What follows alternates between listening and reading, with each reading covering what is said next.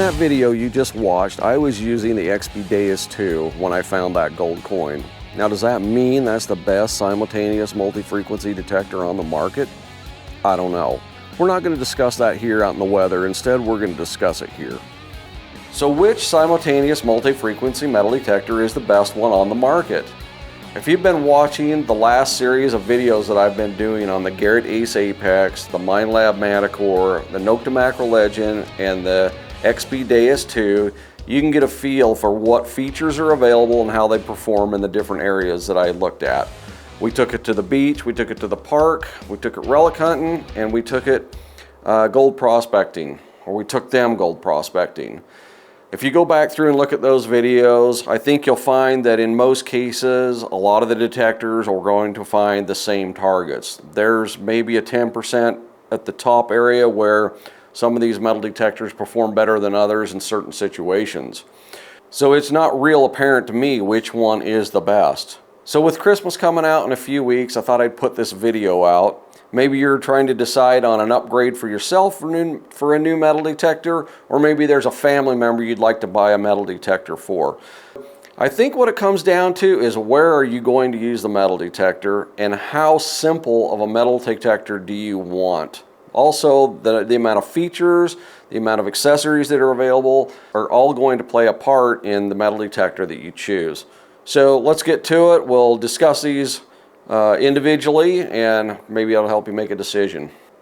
All right, so let's go over each of these models and we'll go over the pros and cons of each one. We'll start with the Garrett Ace Apex. This is probably the easiest one of the four to run. The menu is really easy to follow. It's got a good screen. The keypad is nicely laid out. The other thing that's real nice about this is all the available coil options. So Garrett, I believe, has 4 coil options for the Ace Apex, and then there's a lot of aftermarket coils that are starting to come out too. So of all of these, I think this machine, being out the longest, has probably got the most coils available for it. So one thing I don't like about this machine is that it's not fully waterproof. It is rainproof, and waterproof isn't a necessity for a lot of people out there. But in my case, I like it. I like to go out in the rain a lot. I like to have my options open to be able to dunk the machine or drop it in a creek accidentally or whatnot. The other thing I really don't like about this machine too much is it's not adjustable enough for me. There's just not adjustments for like iron bias and recovery speed and some of the other things that are available on these other machines. So, but overall, this is a real easy machine to run. If you're just going to go out and do coin shooting for modern coins in a park or jewelry hunting, this machine will do you just fine. It's got good depth for those things. It's not a depth demon, but it does get decent depth. So next up, the Nokta Legend, well-built machine, comes in I believe at about $525 with headphones. I'm not sure on that because they just came out with a newer model since I got this one that's got a different coil. But this is probably the best value for your money of the 4 machines that are out there. Very capable machine, is waterproof, has wireless headphones, can relic hunt, coin hunt, beach hunt, gold prospect. You can pretty much do it all with this machine. It's got a good selection of coils, and I'm sure there will be other coils coming out in the future by aftermarket suppliers. So it's expected to have a good range of coils, and the coils aren't all that expensive.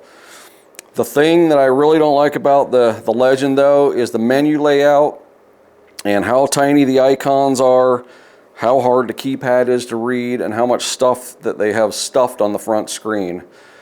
I can barely get by with not getting glasses out and look at a lot of this stuff. And the other thing I don't like about the menu is it's not real easy to navigate. There are sub-menus under some of these things, like recovery, where you can adjust the iron filter, the bottle cap rejection, and the stability that aren't real apparent. You have to know how to get into that function to do it. The other thing I don't like about this is the multifunction arrow keys on the front. So one of them, if you're on the main screen, one of them's going to adjust the mode that you're in. The others are going to adjust your sensitivity, whether that's up or down. You can accidentally change the mode that you're in or change the sensitivity level if you're not paying attention to what you're doing. So I don't really like that about the Nokta Macro Legend either, but this is probably the best deal for your money out of all the machines there. So really good one to look at.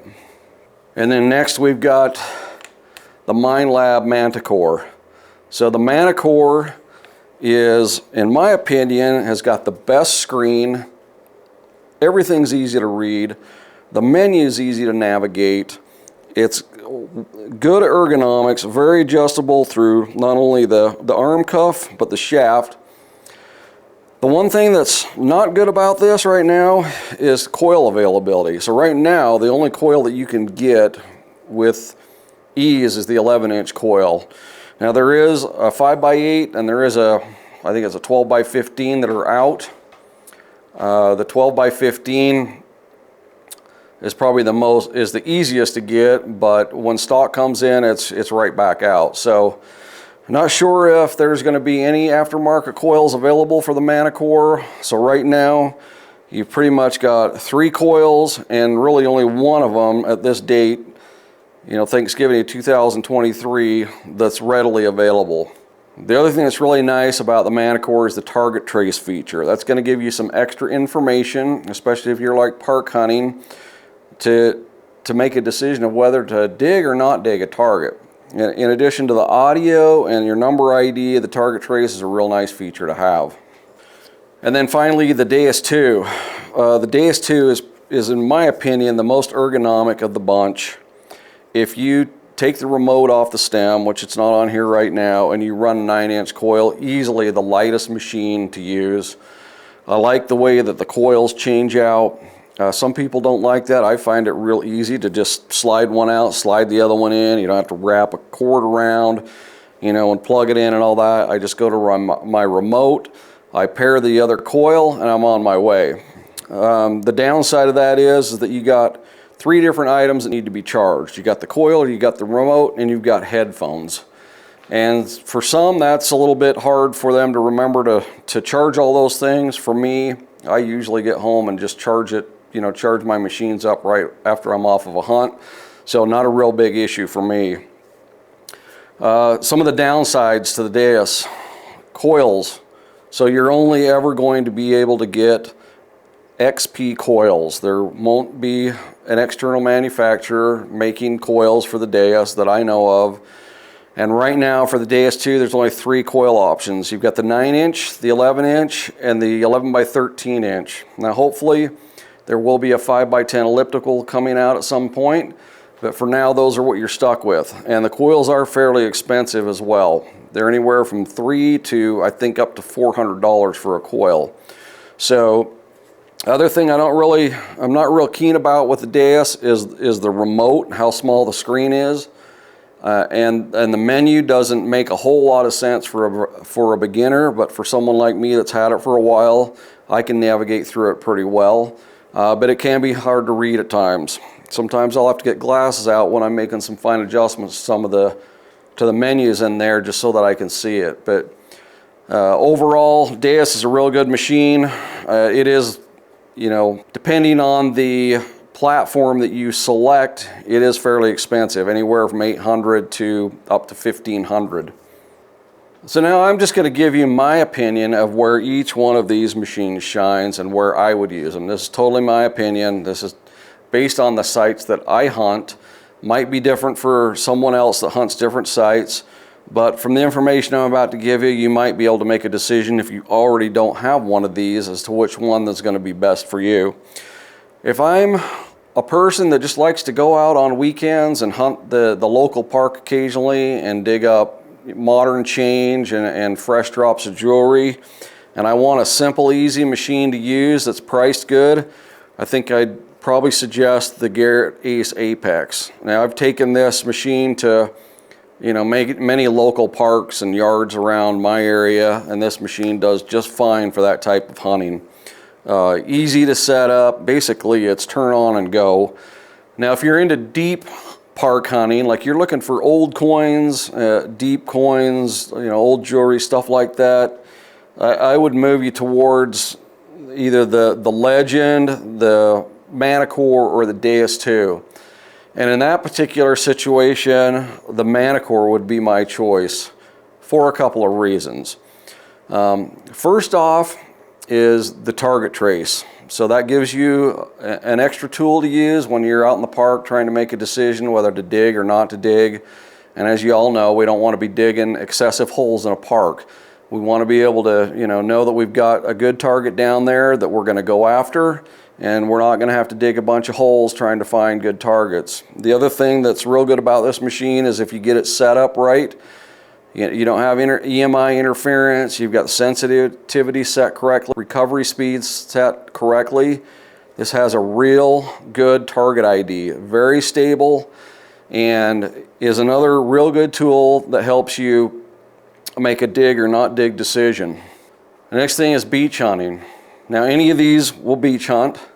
If you're not going to get the machine wet, the Garrett Ace Apex will do just fine. If you're planning on getting the machines wet, then you need to pick one of these other 3 models.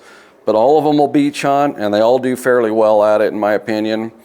My choice though, for the area that I hunt, where I hunt the Great Salt Lake and I've got a higher salt content, I believe that the Deus 2 does a better job out there. It gets deeper by a good inch over the Manticore in my opinion. And the salt sensitivity level makes it a very quiet machine to use out there. If I'm going to submerge, if I'm going to have to get the detector wet, I'm going to move to either the Legend or the Manticore. First off, I don't have to deal with an external cord going up to the remote that tends to get knocked off in rough water and stuff like that. On these other machines, I've got a coil that wraps up and plugs in. It's just a little bit easier to use. Now if I'm relic hunting, if I'm in an open area and I don't have a lot of iron to deal with, any of these machines will work, but I tend to move more towards the Legend, the Manticore, or the Deus 2. But my personal preference for deep relic hunting and in open areas, open fields, is going to be the Manticore. And again, that just stems back to the fact that I've got target trace and audio and a fairly stable IT that's going to give me a better dig or no dig decision on those targets. Okay, if I've got a site that I've got a lot of iron in, I'm going to push towards the Deus 2. That machine, in my opinion, doesn't false as much on iron, has a little bit better separation in most of the cases of these other detectors. But 90% of the targets that are out there, you're still going to find with these other detectors. But the Deus 2 has the edge, and that's my personal preference when I'm in a lot of iron. And then finally, gold prospecting. In my opinion, the Manticore paired with the M8 coil is by far the best at gold prospecting of any of these 4 machines. Now again, any of them can be taken gold prospecting, but the Manticore has the edge. Its sensitivity to small gold, its elevated audio response, the target trace, all of those things just make it a better choice in my opinion. I've found quite a few small gold nuggets with the Manticore. It's definitely cut out for the job. But if you are a dedicated gold prospector, you probably want to pick something else. There's the Gold Bug 2, the Gold Monster, and the Garrett Goldmaster 24K, that if you were just going to do gold prospecting, that might be a better choice. So I hope the overview of this video has helped you out, to make a choice on which of these simultaneous multi-frequency detectors is the best. Now, of course, in this series, I've chosen to just talk about the top 4 or the top 1 that each manufacturer has. In all of the cases except for Minelab, these are the only options that are available.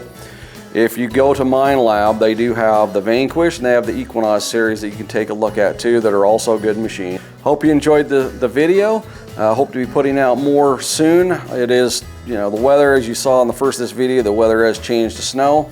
We'll have to go south to do any additional metal detecting, and so hopefully I'll be able to put a video out every couple of weeks during the winter. But until then, thanks for watching and have a good day.